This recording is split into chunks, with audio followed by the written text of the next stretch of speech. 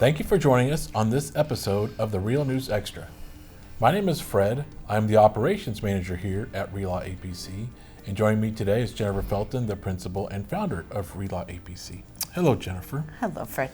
So, what counts as illegal inducement in the settlement industry, and why are the rules so strict in that? Right. So, the word you'll hear is a kickback. Okay. Right. Kickback. So, kickback is giving money to someone for the referral of business, and in many areas, it's totally legal and fine, and people do that. Right.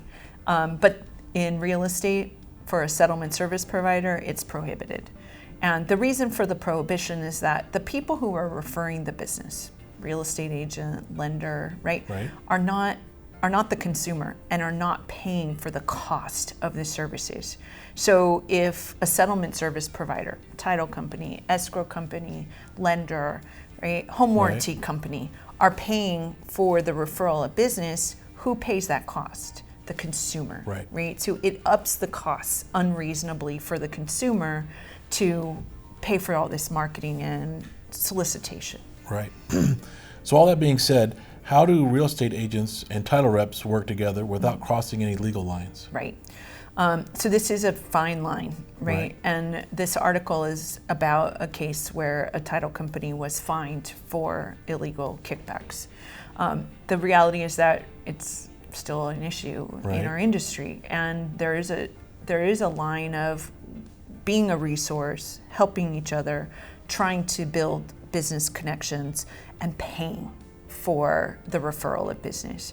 So a title company in California is allowed to provide property information. They're allowed to provide labels for mailings, contact information. All of those are considered legal resources that they can give to consumers.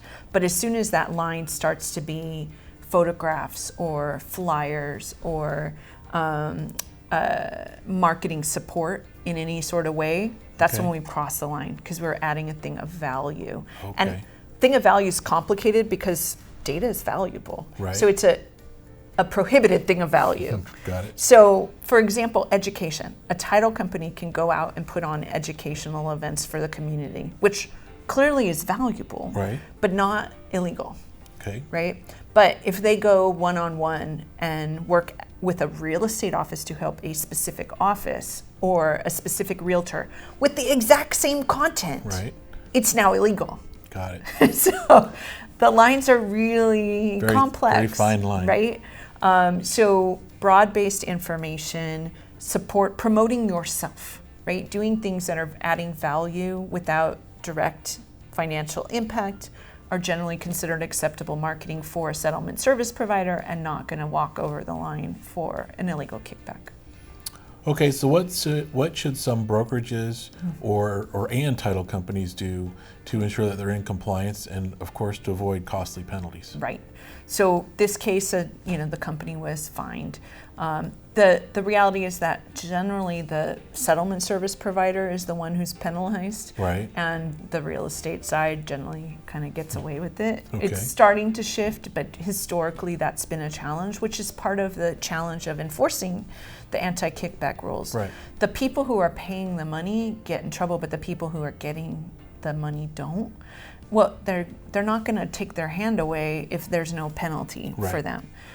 So it's super important for both sides to know where the lines are, and as a brokerage, they need to be training their agents on what they can and can't do. Of course. If they see something, they need to do something about it.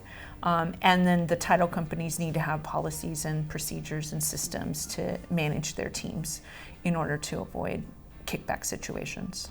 Okay, well, thank you. And thank you for joining us on the Real News Extra.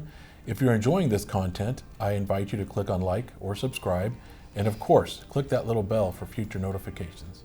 My name is Fred. I look forward to seeing you on the next episode.